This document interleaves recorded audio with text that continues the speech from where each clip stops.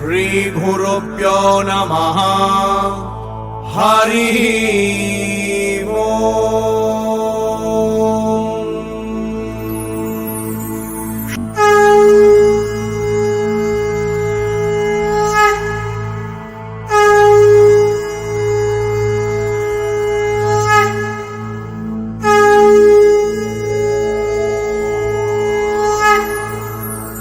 ఉండండి, కాళ్ళు వెనక్కి లాక్కుంటున్నాను, అందుకని కాళ్ళు ముట్టుకోవద్దు అంటున్నారు వీళ్ళు. అంతకంటే ఏం లేదు. వాళ్ళకి మీ మీద ద్వేషం కాదు. కాళ్ళు పట్టుకుని లాగి పడగొట్టేస్తారేమో, కాళ్ళకి పసుపు రాస్తారేమో, కాళ్ళని గిల్లుతారేమో అని కొంచెం వద్దొద్దనడానికి మూల కారణం అదనమాట. అన్నీ కల్తీయే. పసుపు కెమికల్స్, కుంకం కెమికల్స్. కుంకం బొట్టు పెట్టుకుంటే నుదురు పాడైపోతుంది, అవునా? కానీ పూర్వకాలంలో చక్కని పంచామృతాలు అన్ని స్వచ్ఛమైన దొరికేవి. నెయ్యి అంటే నెయ్యే, తేనంటే తేనె దొరికేది. అయినప్పటికీ నారదుడు మాత్రం ప్రధానంగా జలాభిషేకమే చేసుకున్నాడు. ఓంకారేశ్వరుణ్ణి అభిషేకించాడు, పువ్వులు పెట్టాడు. ఈశ్వరుడికి ఏ పుష్పమైన ఇష్టమే, ఒక్క రెండు మాత్రం ఇవ్వకూడదట. చంపకం కేతకం హిత్వా త్వన్యత్ సర్వం సమర్పయేత్. సంపంగి పువ్వు, కేతకం అంటే మొగలి పువ్వు, హిత్వా విడిచిపెట్టి, అన్యత్ సర్వం సమర్పయేత్. ఇంకా ఏ పువ్వుని ఇవ్వచ్చు అన్నారు. గడ్డి పువ్వు కూడా ఇవ్వచ్చట. ఈ రెండూ పనికిరావు. ఏమేమిటో మళ్ళీ? చంపకం కేతకం హిత్వా త్వన్యత్ సర్వం సమర్పయేత్. చంపకం అంటే సంపంగి, కేతకం అంటే మొగలి. శివపురాణం ఇంత స్పష్టంగా చెప్పింది. ఈ రెండు ఇవ్వద్దు అంది. మేము ఇస్తామంటే శివపురాణం మేము నమ్మము అంటే అది నేనేం చేయలేను అనుకోండి. ఎవరికి ఏది ఇష్టం ఉంటే చేసుకోండి. మేము ఫలానా పురాణమే కాదంటే దాన్ని నేనేం చేస్తాను? ఈ మధ్యన ఆవు దేవత కాదంటాడు ఓ మూర్ఖుడు. కొన్ని గడ్డి పరకలు, ఆవు గడ్డి పరకలు వాళ్లే తినేసి, ఆవు తినే గడ్డి మేము తింటాం, ఆవుకి గడ్డి పెట్టద్దు అంటే వాడికి మీరు గడ్డి పెట్టండి. మరి కొంతమంది అసలు శివపురాణం పురాణంలోకే లెక్క కాదంటాడు. వీడి బతుక్కి వీడికి సంస్కృతం ఏమైనా వస్తే వాయవీయ సంహిత అనే పేరుతో శివపురాణం ఉంటుందని వాడికి ఏం తెలిసేడుసు? ఏమన్నా ప్రక్షిప్తాలు అన్నిట్లో దొరుకుతాయి, వేరే విషయం. ఒక శక్తిని కాదు అంటున్నాడంటే వాడు చవట.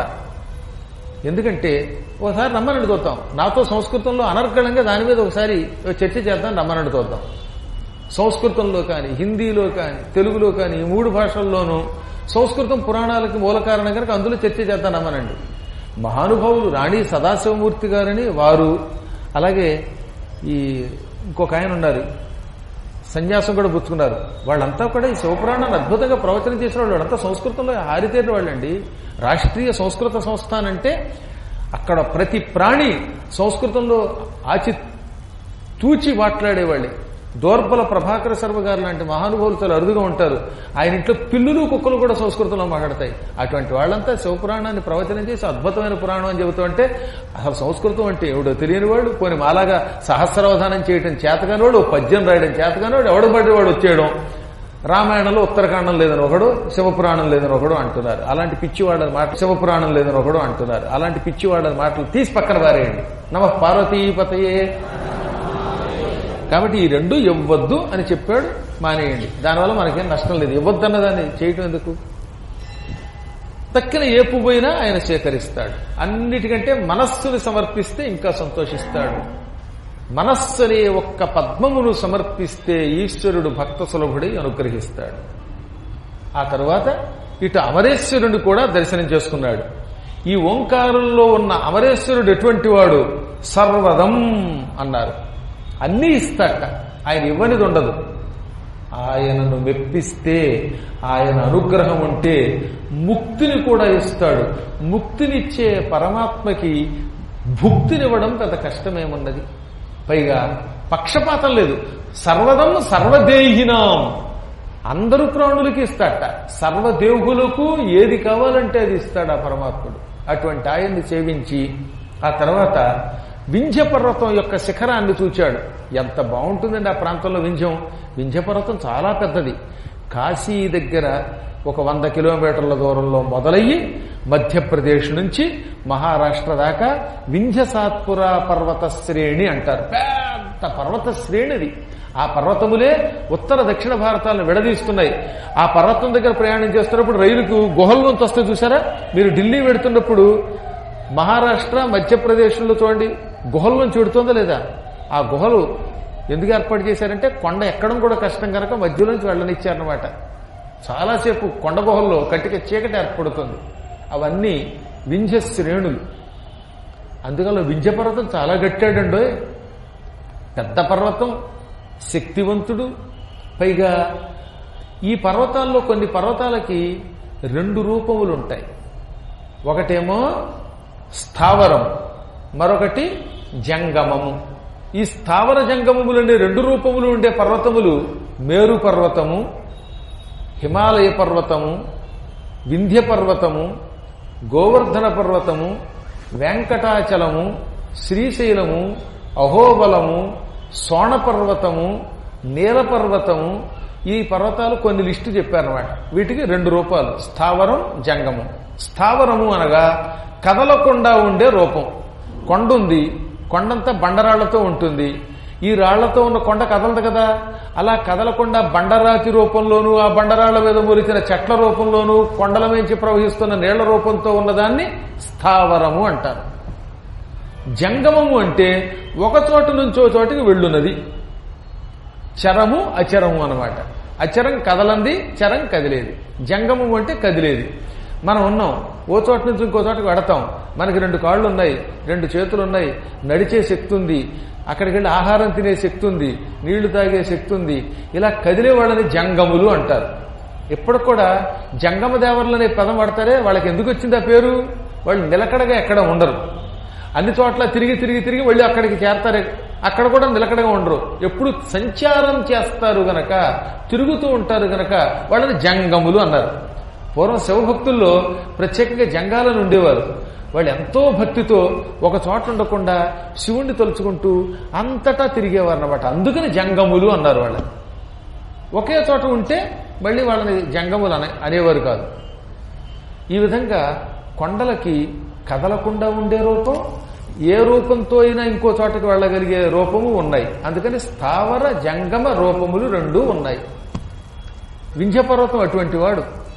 ఆయన ఒక మహారాజ వేషంతో కిరీటం ధరించి ఎక్కడికైనా వెళ్ళగలడు మానవ రూపంతో, అలా కొండ రూపంతో ఉండగలడు. అటువంటి వింధ్య పర్వతము యొక్క శిఖరమును చూచి, ఆ వింధ్య పర్వతంలో చుట్టూ ప్రవహిస్తున్నటువంటి నర్మదను చూచి, కొండ మీద నుంచి కిందకి దబదబా వస్తున్నటువంటి అనేకములైన సెలయేళ్లను చూచి నారదుడు ఒక్క క్షణకాలం పులకించిపోయాట. ఆయన ఏమన్నాడు తెలుసా? సంసార తాప సంహారి రేవా వారి పరిష్కృతం వ్రజన్ విలోకయాం చక్రే పురో వింధ్యధరాధరం. ఓ పక్కన రేవా నది ప్రవహిస్తుంది. రేవా అంటే నర్మదండో, అంతకంటే అర్థమేం లేదు. రేవాఖండం అంటే నర్మదాఖండం అని అర్థం. రేవా నది జలము ప్రవహిస్తూ ప్రవహిస్తూ కొండ మీద కొన్ని నీళ్లు చిలుకుతోంది. నది ప్రవహిస్తున్నప్పుడు వేగంగా ఏమవుతుంది? కొండరాళ్ళకి ఢీకొని ఈ నీళ్లు బిందువులు పైకి ఎగజమ్మబడతాయి. ఈ నీళ్ల వల్ల కొండ మీద ఎన్నో చెట్లు పెరిగాయిట.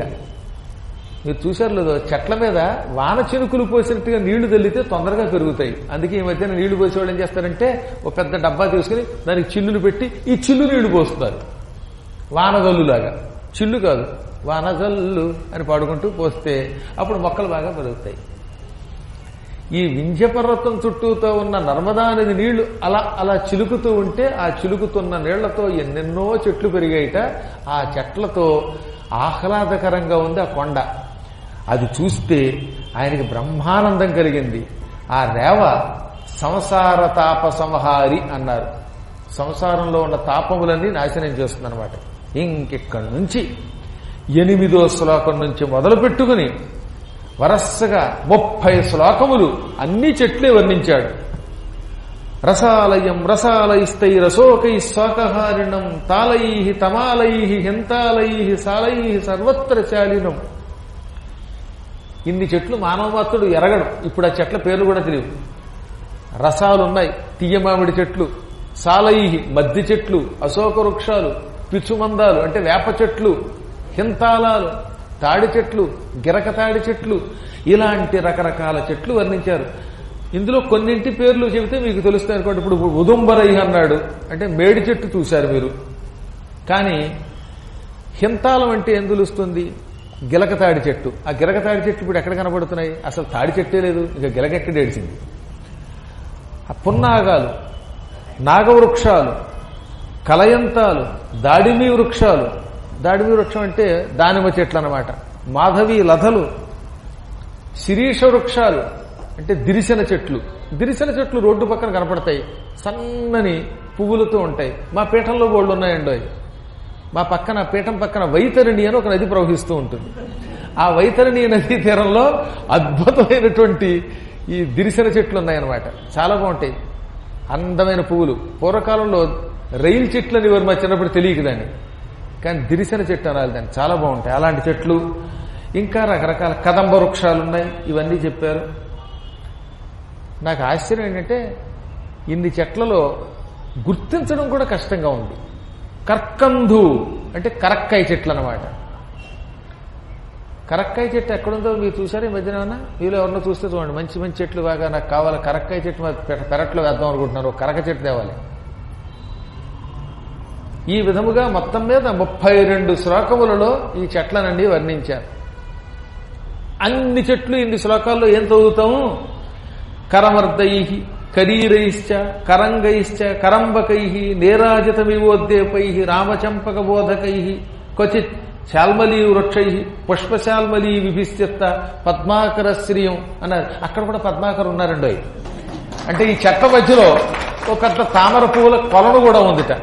అటువంటి వాటితో వర్ణించిన ఈ చెట్లన్నింటినీ పోతన గారు ఇన్ని చెట్లు విడివిడిగా చెప్పడం ఎందుకని ఒక కర్ర పెట్టి స్టాండ్ ఇన్ ఏ లైన్ అన్నాడు ఆయన. అంటే ఒక లైన్లో నిలబెట్టాడు, టీచర్ గారు క్యూలో పెట్టినట్లుగా. అందుకని పోతన గారు వచ్చిన అంత గొప్పదనమాట. ఇంత కష్టపడి ఇన్ని శ్లోకముల రూపంలో రాస్తే దబదబ దబదబ ఒక వచనంలో రాసి పారేశాడు ఆయన. ఎందులో? భాగవతంలో 8వ స్కంధంలో. అది మరియును మాతులుంగ లవంగ లొంగ తోత కేతకి భల్లాత కామ్రాతక సరళ పనస బదిరి ఒకుళ వందుల వట కుటజ కుంద కురవక కురంటక కోవిదార కర్జోర నారికేళ సింధువార పిచుమంద చందన మందార జంబూ జంబీర మాధవి మధుక తాల తక్కోల తమాల హింతాల రసాల సాల ప్రియాళు గల్వామల కక్రముక కదంబ కరవీర కదలీ కపిత్త కాంచన కందరాళ శిరీష శివసు పాశోక పలాశ నాగ పున్నాగ చంపక శతపత్ర మరువక మల్లికామ తల్లికా ప్రముఖ నిరంతర వసంత సమయ సౌభాగ్య సంపదంకురిత పల్లవిత కోరకిత కుసుమిత ఫల్లిత లలిత విటప విటపి వీరుణ్ణి వహాలం కృతంబురు మడివాలు కానేక విమల పులిన తరంగిణి సంగత విచిత్ర లతా విద్రమ మహోద్యానంబురు సుఖ పిక నికర సమంచిత చెంచూపట నిర్దళిత శాఖి శాఖాంతర పరిపక్వ ఫల ప్రవాహ రసప్రవాహ బహుళంబును సంతతాంగీకార భార పరిశ్రాంత కాంత సమాలింగిత కుమార మత్త మధుకర సమీప విట సముదయ సంచార బక బలాధిక కోయిష్టిక ముఖర జల విహంగ విసర బధిరీభూత భూన భోంతరాళంబును పద్మరాగ మరకత కనకమణి మయాద్యనేక విసర బధిరీభూత భూన భోంతరాళంబును మంద గంధ గజ గవయ గండ భేరుండ జిల్లి హరిసరభగ కిటివల్లాద్భుత కాక ఘోకమయ శరణాగత సంచకిత శమన కింకర సముదాయంబున యోత్పు అపర్వత సమీపంబునందు. ఈ విధంగా వరసగా రాసుకొచ్చాడు. అందులో అక్కడ మద్ది చెట్లున్నాయి, తాడి చెట్లున్నాయి, రకరకాలైనటువంటి లికుచెములు. లికుచెములు అంటే గజనిమ్మకాయలు. ఇంతంత నిమ్మకాయలు ఉంటాయి, గజనిమ్మ. దాన్ని సంస్కృతంలో లికుచెము అంటారు. అలాంటివి ఉన్నాయి. నిమ్మలున్నాయి, జంబీర వృక్షాలున్నాయి, కరండాలున్నాయి, శిరీష వృక్షాలున్నాయి. పెద్ద పెద్ద మద్ది చెట్లు పెరిగిపోయాయి. తెల్ల మద్ది చెట్లని అర్జున వృక్షాలు అంటారన్నమాట. అవి కూడా కనపడుతున్నాయి. ఇలాంటి ఎన్నెన్నో చెట్లు, ఆ చెట్లను చుట్టుకున్న ద్రాక్ష వంటి తీగలు, మాధవి లతలు, సన్న జాజులు, జాజులు, విరజాజులు, ఇంకా ఎన్నెన్నో తీగలున్నాయి. ఇంకా రకరకాలైన ఫలవృక్షాలున్నాయి. ద్రాక్ష, నారింజ, అనాస, పనస, మామిడి, ఇటువంటి పళ్ళన్నీ బాగా పండిపోయి ఆ పళ్ళ రసాలు ఎవరు తాగేవాళ్ళు లేకపోవటం వల్ల అక్కడికి చిలుకలు లాంటి పక్షులు వచ్చాయట. ఈ పక్షులు వచ్చి పండిన పళ్ళని ముక్కులతో పొడిచాయి. అవి కూడా ఎటువంటి ముక్కులు? నిశిత, మంచి పదునైన, సమంచిత, చెంచూపుట అన్నారు. పదునుగా, అందంగా, తలతల మెరిసిపోతున్న ముక్కులతో చిలుకల వంటి పక్షులు ఈ పళ్ళని పొడిచాయి. అప్పుడు ఏమైంది, పండిపోయిన మామిడి పండుని అలా పొడవడంతో చిల్లు పడినటువంటి ప్యాకెట్లోంచి నీళ్లు కారిపోయినట్టుగా దబదబదా రసం కారిపోయిందిట. అప్పుడప్పుడు మన వాళ్ళు తెస్తూ ఉంటారులేండి. ఈ మధ్యన ఒక ఆవిడ పట్టుకొచ్చింది, నా ఒళ్ళంతా పాలే, ఏమిట్రా ఇలా పాలు మీద పడిపోతున్నాయి, నేను కంగారు పడితే చూస్తే పాల ప్యాకెట్కి చిల్లుంది. ఆ చిల్లున్న పాల ప్యాకెట్ పట్టుకొచ్చి నాకు ఇచ్చింది ఆవిడ. ఇంకా నా ఒళ్ళంతా గోల, పాలు కాకుండా. శివుడికి అభిషేకం చేయమన్నారు కానీ నాకు పాలతో అభిషేకం ఎవరు చేయమన్నారా తల్లి అన్నాను నేను. అలా చిల్లు పడిన పాల ప్యాకెట్లోంచి దబదబదబ పాలు కారిపోయినట్లుగా తెలివైనటువంటి శిష్యులు కొందరు ఉంటారు. నూనె డబ్బాలకి చిల్లు పెట్టి పట్టుకొచ్చి గురువు గారి నెత్తి మీద పెడతారు. అలా ఆ చిల్లు డబ్బాలోంచి నూనె మీద కారినట్లుగా ఈ పళ్లల్లో నుంచి రసం అంతా దబదబ కారిపోయింది. మామిడి పళ్ళు, ద్రాక్ష పళ్ళు, దానిమ్మ పళ్ళు, గజనిమ్మ పళ్ళు, నిమ్మ పళ్ళు, నారింజ పళ్ళు, ఇంకేవో దెబ్బకాయలు ఈ కాయల్లోంచి రసం కింద కారిపోయింది. ఈ కారిపోయిన రసం అంతా ప్రవాహం కింద వెళ్ళిపోతుంది ఏకంగా. పైగా ఒరిజినల్. ఇక్కడ పట్టుకొచ్చి ఎందుకు మీకు మామిడి రసం తాగండి, మజా. మజా కాదు, మొత్తం బాజా, ఆసుపత్రి బాధ. అందువల్ల ఈ రకరకాలైనటువంటి కెమికల్స్తో ఉన్నటువంటి రసాలు కాకుండా ఒరిజినల్గా ఏ కెమికల్, ఏ రసాయనము కలవనటువంటి రస పదార్థాలు వెళ్ళిపోతున్నాయి రసాలు. ఈ రసాలు అన్ని కొంతసేపటి కలిసిపోతే ఏమైపోయింది, మిశ్రితం అయిపోయింది. అది ఎంత బాగుంటుందండి. దానిమ్మ కలిసిపోయింది, గజనిమ్మ కలిసిపోయింది, దబ్బకాయ రసం కలిసిపోయింది, మామిడి రసం కలిసిపోయింది, ఇంకేవో బత్తాయికాయ రసం కలిసిపోయింది, ద్రాక్షారసాలు కలిసిపోయి ఈ మిక్చర్ ఉందే, ఈ మిశ్రిత రసం రోజు ఒక గ్లాస్ తాగితే ఇక డాక్టర్ గారి దగ్గరికి ఎందుకు కడతారు, అందరి ప్రాక్టీసులు పడిపోతాయి. అవునా? అలాంటి రసం తాగుతున్నారట అక్కడున్న ఋషులు. అవి తాగి తపస్సు చేస్తున్నారు. అందుకే వాళ్ళు బాగా తపస్సు చేయగలుగుతున్నారు. ఏకాదశి నాడు ఉపవాసం ఉన్నప్పుడు ఆ గ్లాసు రసం తాగితే ఇంక భోజనం ఎందుకండి, దిబ్బరొట్టు ఎందుకు, పనికి మళ్ళీ చట్నీలు ఎందుకు. అవునా? అంత హాయిగా ఉంది ఆ ప్రాంతం. ఇది కాక రకరకాల నవరత్నాలు అక్కడే ఉన్నాయి. పద్మరాగాలు, పుష్యరాగాలు, కనక పుష్యరాగాలు, ఇన్ని రకాల మణులున్నాయి.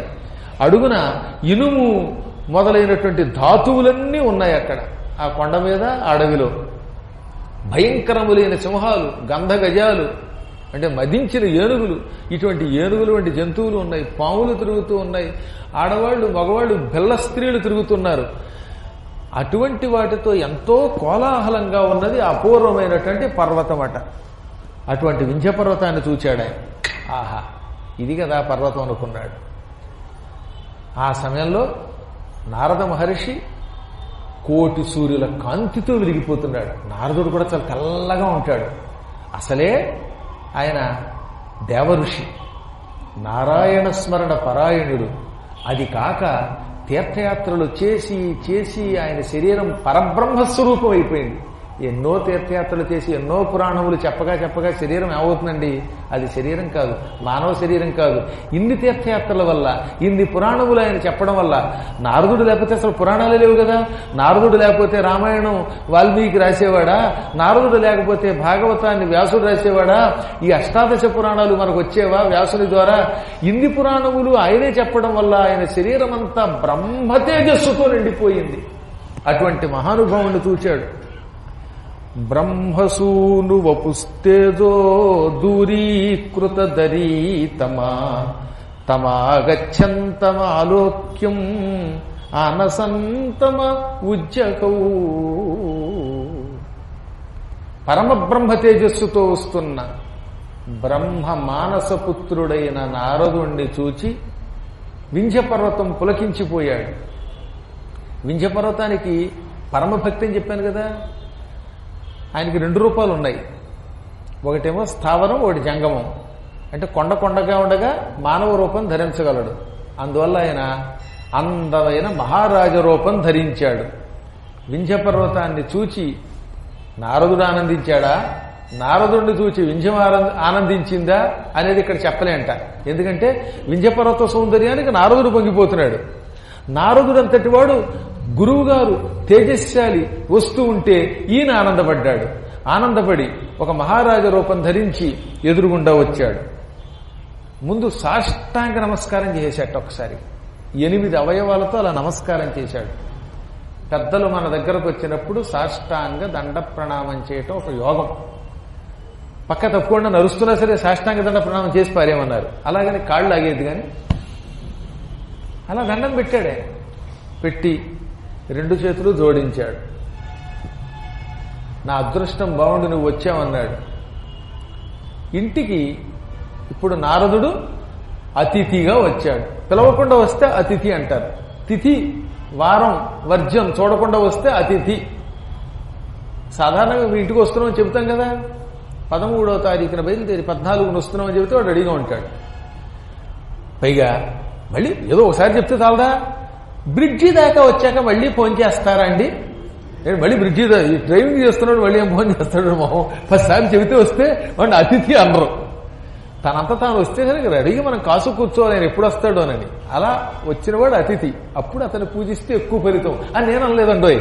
కాశీఖండంలో వ్యాసులు వారు చెప్పారు. మళ్ళీ గురువు గారి మీద పడకండి. కాబట్టి చెప్పకుండా వచ్చినప్పుడు రెడీగా ఉండి నమస్కరించాలి. ఆ వచ్చిన అతిథి గొప్పవాడవచ్చు, సామాన్యుడవచ్చు, ఎవడైనా అతిథి అతిథియే. ఇక్కడ ఒక అద్భుతమైన శ్లోకం చెప్పాడు వ్యాసుడు. గృహానాయాంతమాలోక్య గురుం వా గురుమేవ వా. గృహాన్ ఆయాంతం ఆలోక్య గురుం వా గురుమేవ వా. యో గురుర్నమ్రతాం ధత్తే నగురుర్ గురుహు అన్నాడు. మన ఇంటికి ఒక ఆయన వచ్చాడండి. ఆయన గొప్పవాడవ్వచ్చు లేక సామాన్యుడు అవ్వచ్చు, కానీ మన ఇంటికి వచ్చాడు కదా, మన మీద ప్రేమతో వచ్చాడు కదా. కాబట్టి వాడిని ఏదో రకంగా గౌరవించాలి. మనం లేకపోతే మన వాళ్ళైనా గౌరవించాలి. ఇప్పుడు గురువుగారు పీఠానికి వచ్చారు, ఆ సమయానికి నేను లేను, కాబట్టి గౌరవించే బాధ్యత నా దగ్గర ఉన్న కింకరులది. ఆ వచ్చిన వాడిని ఎందుకు వచ్చావు, ఎవడు రమ్మన్నాడు అనకూడదట. అయ్యా రెండని కూర్చోబెట్టి గురువు గారు లేరని ప్రేమగా పంపాలి. చౌకబురు చల్లగా చెప్పమన్నారు. లేరు కాబట్టి ఆ తర్వాత చెబుతాం. ముందు రాగానే లేరు అంటే ఎలాగా, అది పాపం. ఒక ఆవిడ ఉందిరండి, ఆవిడ కోడలకే పడి తెచ్చేది కాదు. అత్తా కోడలకి సాధారణంగా మరి అదేం కర్మమో, అది ఏ జన్మలో కానీ పడదు. ఎక్కడో నాలాంటి పుణ్యాత్ములు పక్కన పెడితే అత్తా కోడలు కొట్టుకోవడం ఎక్కువైపోతుందిట. ఓ అత్తా కోడలు అలాగే కొట్టుకునేవారు. ఓ రోజున అత్తగారు నీళ్లు తేవడానికి చెరువుకి వెళ్ళింది బిందుచ్చుకుని. కోడలు ఇంట్లో ఉంది. ఇంతలో పాపం ఒక ముష్టివాడు వచ్చాడు. అమ్మా చచ్చిపోతున్నాను, ఆకలితో చచ్చిపోతున్నాను, ఇంత కూడు ఎట్టండే అన్నాడు. అప్పుడు కోడలు అన్నం లేదు కనలేదు పో అంది.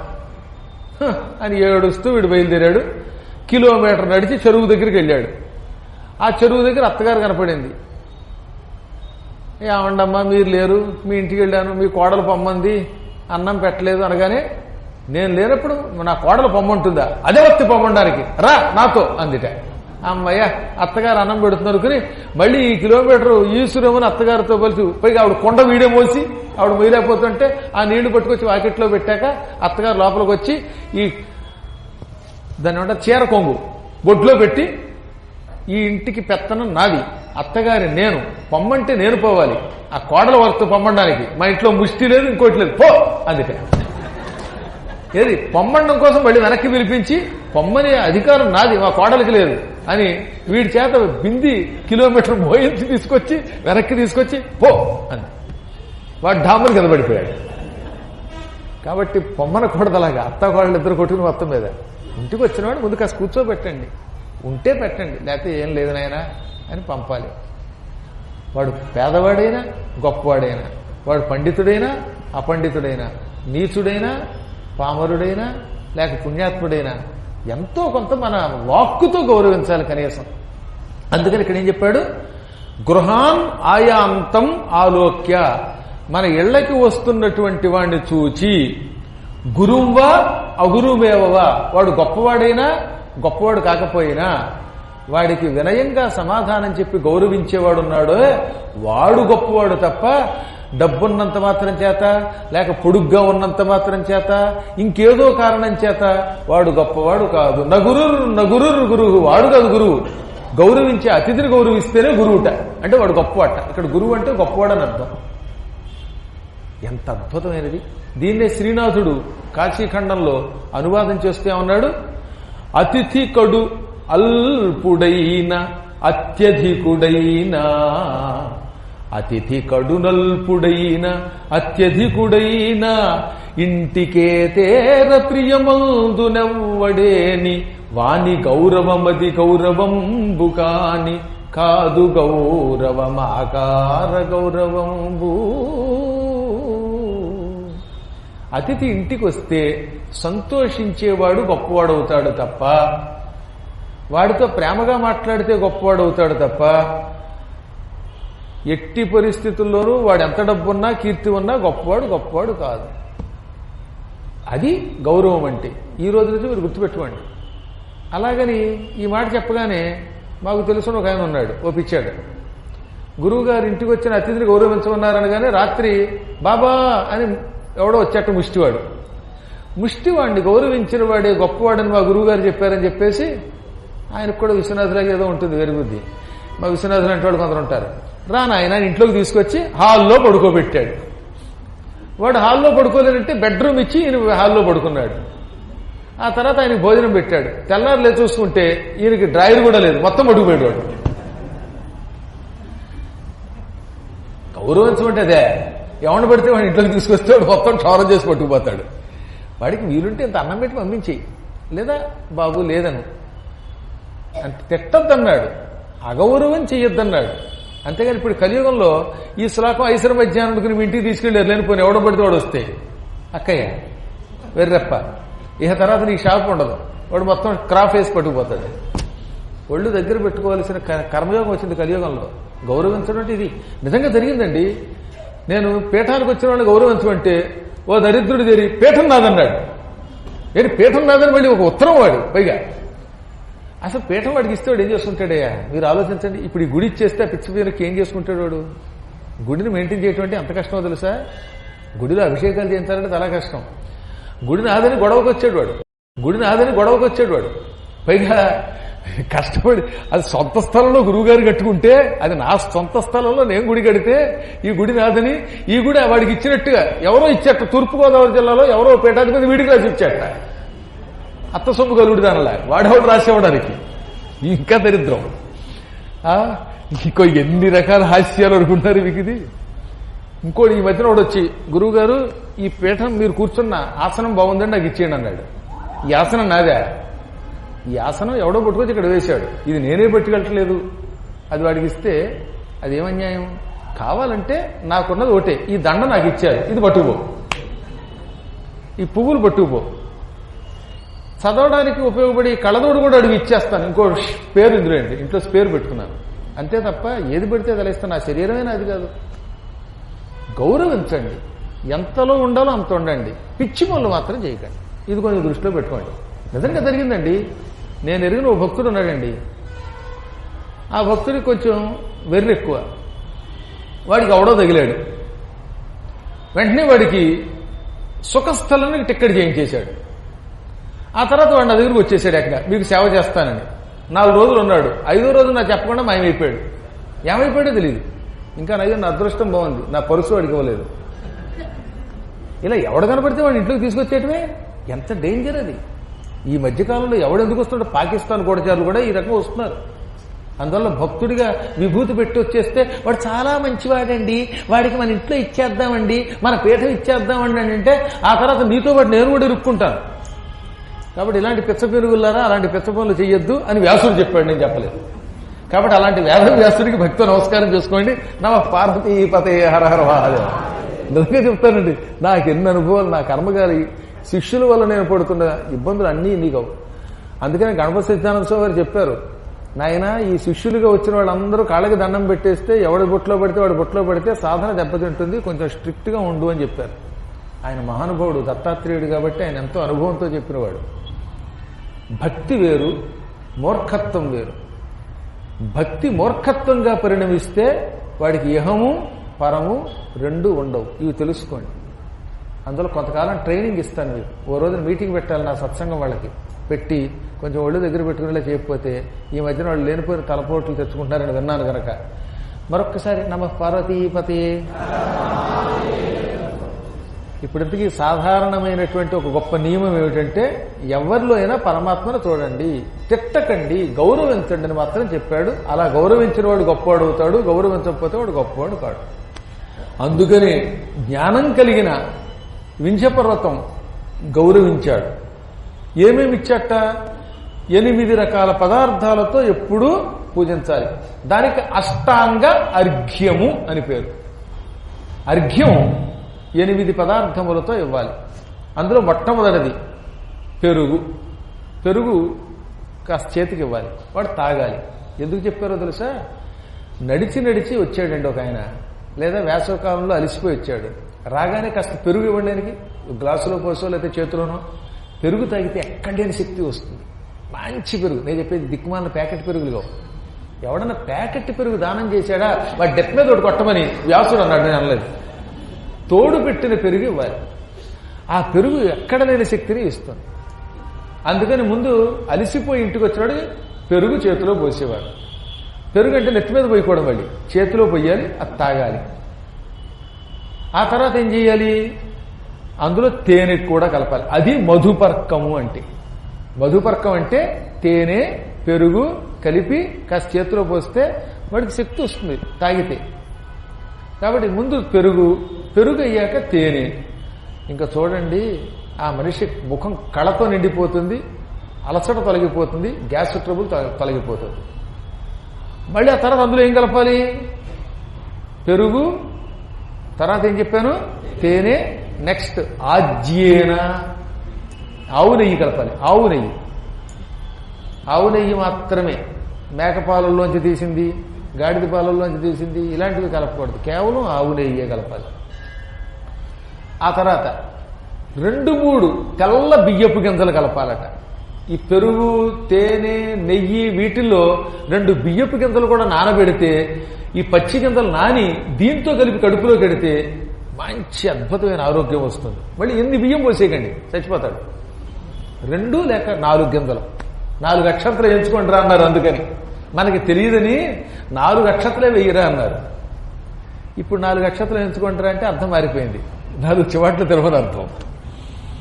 ఆ తర్వాత ఏం చెప్పారు?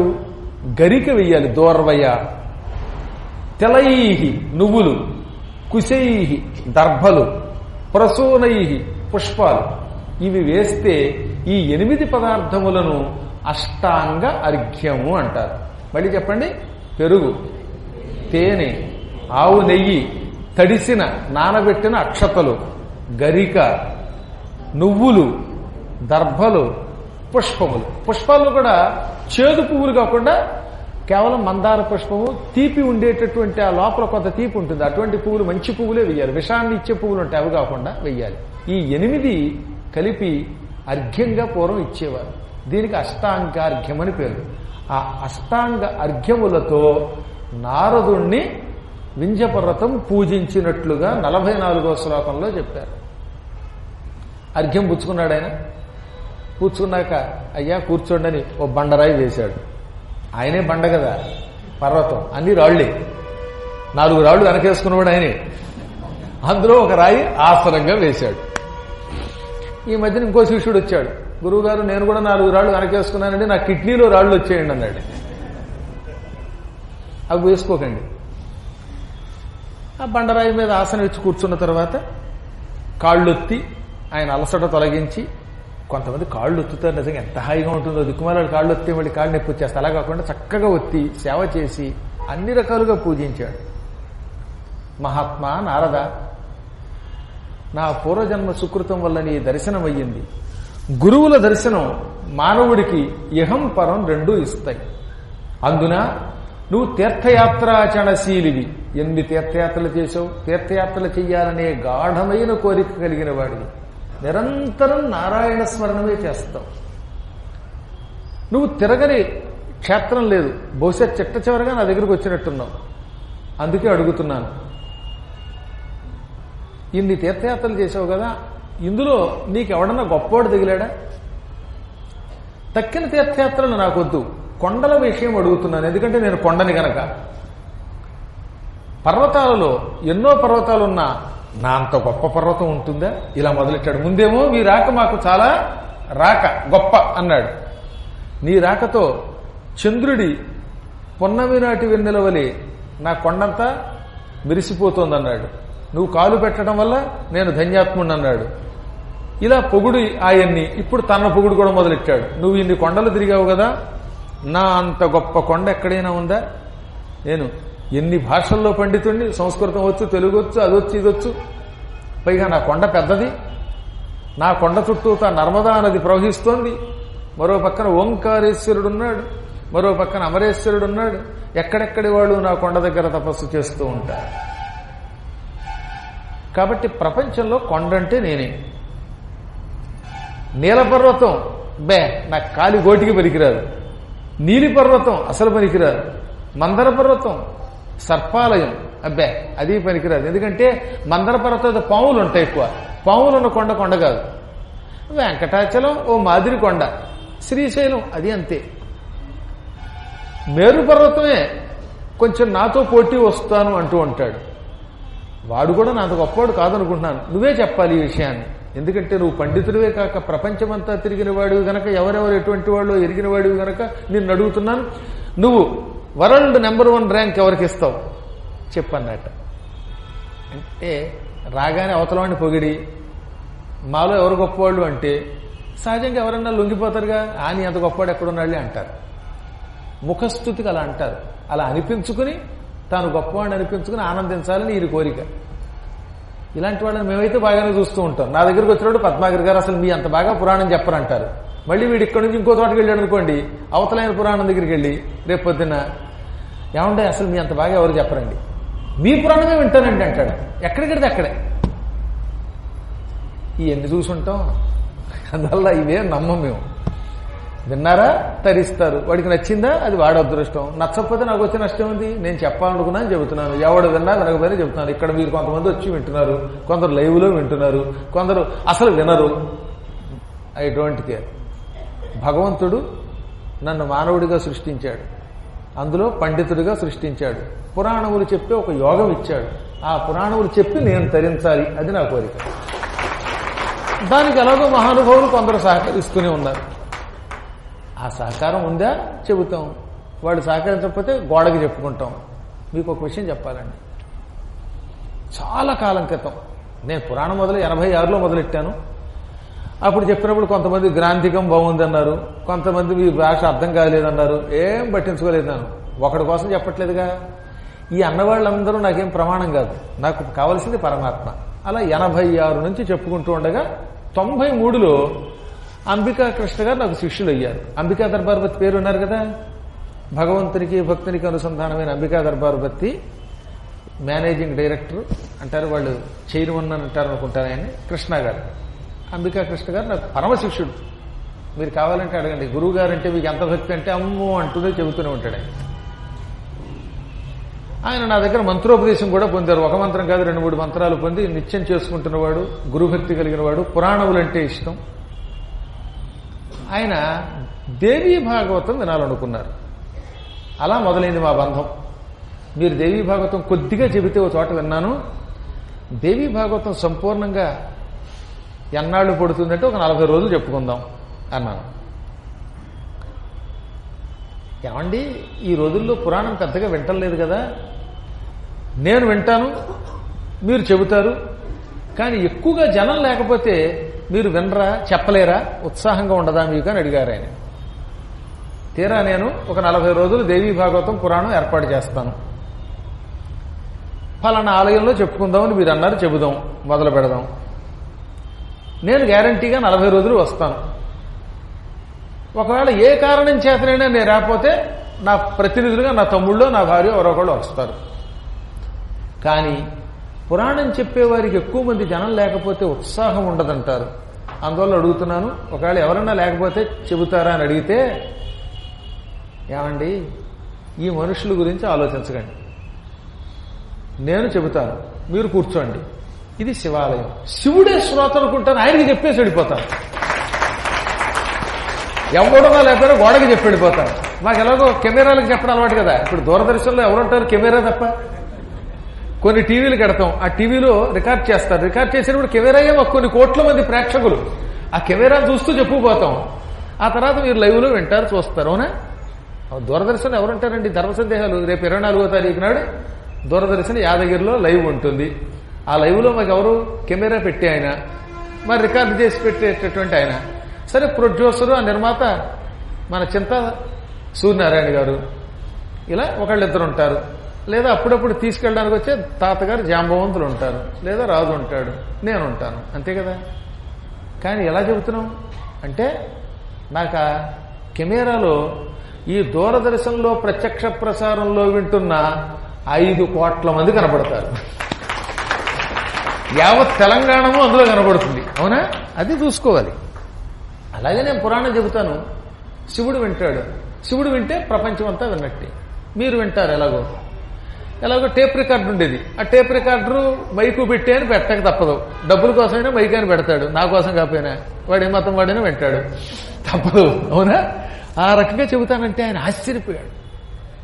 కానీ మళ్ళీ చెబుతున్నాను వినండి, ఈ పురాణం చివరికి వచ్చేసరికి హాలు పట్టరన్నా నేను. అసలు హాలు చివరికి కాదు, మొదటి రోజు పురాణానికి 100 మంది వస్తే 5వ రోజు పురాణానికి 1000 మంది వచ్చేవారు. 18 పురాణాల ప్రాజెక్ట్ ఎక్కడ జరిగినా కిటకిటలాడిపోయారు. ప్రచారం జరగాలి. అసలు పురాణం జరుగుతుందని తెలిస్తే వచ్చారు. వచ్చిన తర్వాత 2వ రోజు మానలేదు. అసలు గురువుగారి పురాణం విన్నాక 2వ రోజు రాలేదంటే అంత పాపాత్ముడు మరొకడు ఉండడని వ్యాసుడు అన్నాడు. నేనలా వ్యాసుడు అన్నాడు. కాబట్టి వినకుండా ఉండలేరు. పాపం ఇక్కడికి రాలేకపోతే ఉద్యోగం రీత్యా ఉంటే లైవ్లో వింటున్నారు కదా మీరు. అవునా? కాబట్టి ఆ పురాణములు పరమాత్ముడే వినేలా చేస్తాడు. ఆయనది బాధ్యత, మనకి ఎందుకండి ఇది? ఎవరు విన్నా వినకపోయినా మనం చెప్పుకుపోలేదు, మన ధర్మం. అలాగే ఒకళ్ళ కోసం కాదు, మనం పొగిడినా పొగడపోయినా మీ పురాణం మేము వింటామన్నా, ఎక్కడికెడితే అక్కడ ఏ డబ్బా వేసినా నేను పట్టించుకోకుండా భగవంతుడి కోసం చెబుతాను. కానీ కొందరికి ఒక బలహీనత ఉంది, పొగిడించుకోవడం వాళ్ళకి ఇష్టం. ఇప్పుడు వింధ్య పర్వతానికి నువ్వే గొప్ప పర్వతం అని పొగడాలి నారదుడు. పొగిడించుకోవడానికి ముందు నారదుడిని పొగిడాడు. నారదుడు ఆ ట్రాప్లో పడ్డావు. ఎందుకంటే ఆయన గురువు, గురువులకు గురువు. అందుకని ఆయన హృదయంలో ఒక్క క్షణసేపు ఆలోచనలో పడ్డాట. ఎంత విచిత్రం ఇది! ఈతడు భక్తుడి వలే వచ్చి నేనే గొప్పవాడిని, నన్ను పొగడమంటున్నాడు. నన్ను నాకంటే గొప్ప పర్వతం లేదు సుమా అని తనను తానే పొగుడుకుంటున్నాడు అని ఒక్క క్షణం అని గాలి విడిచిపెట్టాట. నిట్టూర్పు విడిచాడనమాట. అయితే ఆయన మహానుభావుడు. భవిష్యత్తులో ఒక కష్టం వస్తుంది నేను చెప్పే పని వల్ల. ఆ కష్టం తర్వాత కాశీ మహిమ లోకానికి తెలుస్తుంది అని గ్రహించిన వాడు. అందుకని ఏం చేశాట, వీడి సంగతి ఏంటో చూద్దాం అనుకున్నాడు. వెంటనే ఇలా అన్నాడు, ఏమని? నాయన, నేను తీర్థయాత్రలకు వెళ్ళిన చోటల్లా ఒక్కొక్క సమస్య ఎదుర్కొంటున్నాను. ఆ సమస్య నీతోటే మొదలవలేదు, ఎంతో పూర్వం కూడా మొదలయ్యింది. అనగా నీలాంటి వాళ్ళు తగిలేరు నాకు. శ్రీశైల ముఖ్యాఖ్యం శైలాలేఖ సంత్యమల శ్రియ. ఈ ప్రపంచంలో ఎన్నో కొండలున్నాయి, అందులో ఎత్తుకోవడం శ్రీశైలంతో ఎత్తుకున్నాడు ఆయన. అంటే నారదుడికి శ్రీశైలం అంటే కొంచెం ఇష్టం. శ్రీశైలం, వెంకటాచలం, సోణాచలం, అహోబలం ఇత్యాది పర్వతములు అసంఖ్యాకములుగా ఈ భూమండలంలో ఉన్నాయి. ఈ కొండలన్నీ కూడా ఎన్నో రకాలైన మహిమలతో నిండినవే. అమలశ్రియ, కుళ్ళు లేని, కల్మషము లేని సంపదలతో నిండినవి. అనగా ఆ కొండలు మహిమ కలిగినవి. అక్కడికి వెడితే మనకు పుణ్యం వస్తుంది, అక్కడికి వెడితే జ్ఞానం వస్తుంది, అక్కడికి వెడితే ఆనందం కలుగుతుంది, మనం తరిస్తాం. మానవులను తరింపచేసే కొండలు చాలా ఉన్నాయి. అవి శ్రీశైలం వంటి ఎన్నెన్నో కొండలు ఉన్నాయి.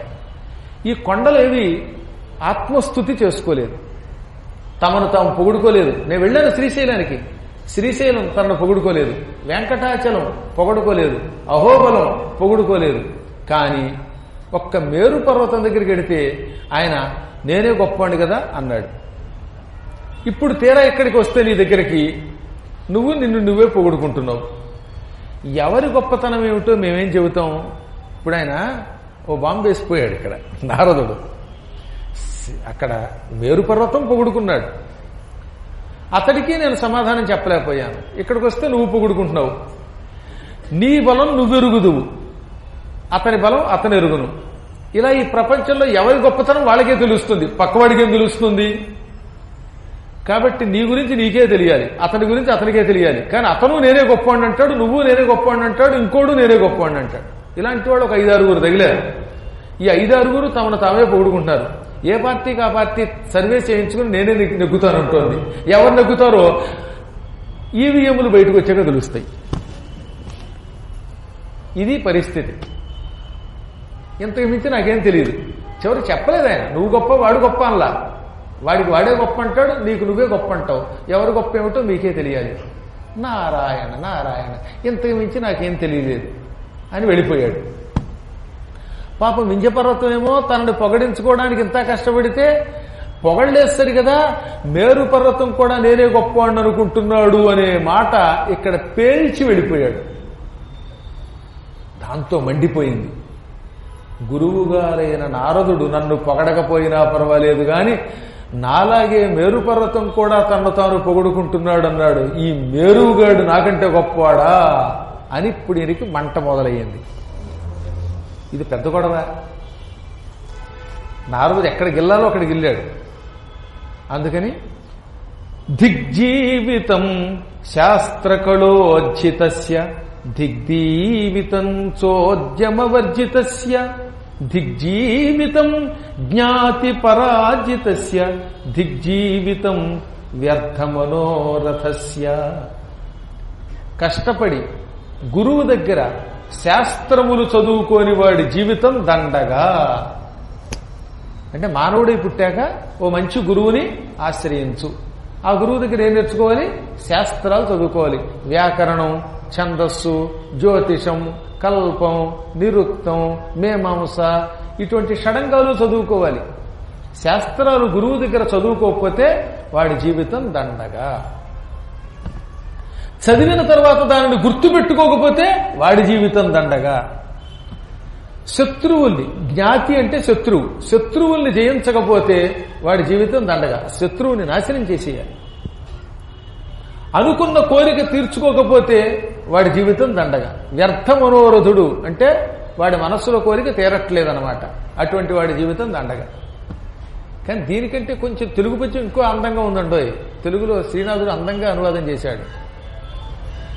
శాస్త్రమాచార్యు సన్నిధి చదువడేని యుద్ధ బోధంబు మది సంగ్రహింపడేని జ్ఞాతి జయమందడేని తెగువ మీరి ప్రతిజ్ఞ సాధింపడేని జ్ఞాతి జయమందడేని తజ్జనుడు జనుడే. గురువు దగ్గర శాస్త్రం చదువుకోకపోతే ఆ మనిషి కాదు. చదువుకున్న దాన్ని గుర్తు పెట్టుకోకపోతే వాడు మనిషి కాడు. కొంతమంది చదువుతారు, ఏం లాభం, ఏది గుర్తుండదు. అంబరీషోపాఖ్యానం నా చిన్నప్పటి నుంచి చెబుతున్నాడు ఒక ఆయన. ఇప్పటి కనీసం 500 సార్లు చెప్పాడు. అయినా మళ్ళీ ఆ కింద పద్యం చూడకపోతే గుర్తుకురాదు, ఆ తాత్పర్యం చూడకపోతే పురాణం చెప్పలేడు. ఇంకేమిటి ఉపయోగం? నువ్వు రోజు చెప్పే పాఠం కూడా చూడకుండా చెప్పలేకపోతున్నావు అంటే అది గుర్తు పెట్టుకోవట్లేదు అనమాట. 2 2 ఎంతరా? ఆ పక్కవాడు చెప్పాక నాకు తెలుసులే 2 4 నాకు ఎన్ని వచ్చేసాయో ఎక్కాలనుకోవడం. మళ్ళీ 3 రోజులు పోయాక 2 అంతా అంటాడు. అలా చదువుకున్నది గుర్తించకపోతే, గుర్తుపెట్టుకోకపోతే వాడి జీవితం దండగా. తెగువ మీరి ప్రతిజ్ఞ సాధింపడేని. ఒక ప్రతిజ్ఞ చేశాక అంటే పక్కవాడిని జయిస్తాను లేక ఈ పని చేస్తాను అన్నాక దాన్ని ధైర్యంతో సాధించాలి. జ్ఞాతి జయమందడేని, శత్రువు మీద విజయం పొందాలి, శత్రువుని జయించాలి. అలా పొందకపోతే తజ్జనుడు జనుడే, ఆ జనుడు కాడు అన్నాడే. శ్లోకం ఒక అందం, తెలుగు ఒక అందం. రెండు పక్కన పెడితే ఏది అందం అంటే దేని అందం దాందే. ఇందాక నారదుడు చెప్పినట్టుగా మేరు పర్వతం గొప్పతనం మేరు పర్వతంది, వింధ్య పర్వతం గొప్పదనం వింధ్య పర్వతంది. శ్లోకం గొప్పదనం శ్లోకంది, తెలుగు పద్యం గొప్పదనం తెలుగుదనంది. ఇలా అనుకున్నాడు. ఇంక ఈయనకి మంట మొదలైంది. ఈ మంట రేపటిదాకా అట్టే పెడదాం, మనకే తంట లేకుండా. చూస్తూ ఉండగా అప్పుడే ఒక రోజు గడిచిపోయింది. తక్కిన 9 రోజులు. ప్రతిరోజు 6 అంటే 6 గంటలకు మొదలు పెడతాం, 8 గంటలకు ఆపితే ఈ చలికాలంలో ఇంటికి వెళ్ళి కాస్త పూరీ కూరో చపాతీయో మీరు హాయిగా తిని ఆనందించగలుగుతారనుకుంటున్నాను. భక్తులు ఈ కార్యక్రమానికి నిర్వహణకి చాలా మంది సాయం చేశారు. కానీ అందరూ కాదు. కానీ ఒక ఆవిడ తన పేరు చెప్పొద్దంది. ఆవిడ డాలస్లోకి వచ్చేసింది ఈ మధ్యనే.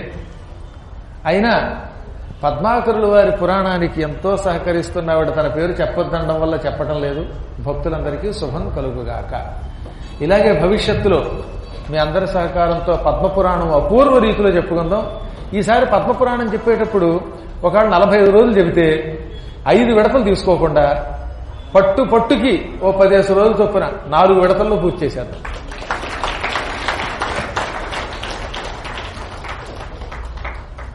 ఏమన్నా చెప్పాల్సింది ఉందండి? మీరు చెప్పడం ఏమన్నా ఉంటే చెప్పేశాక భక్తులు ఆర్డర్లో వచ్చి నమస్కారం చేసుకుంటారు.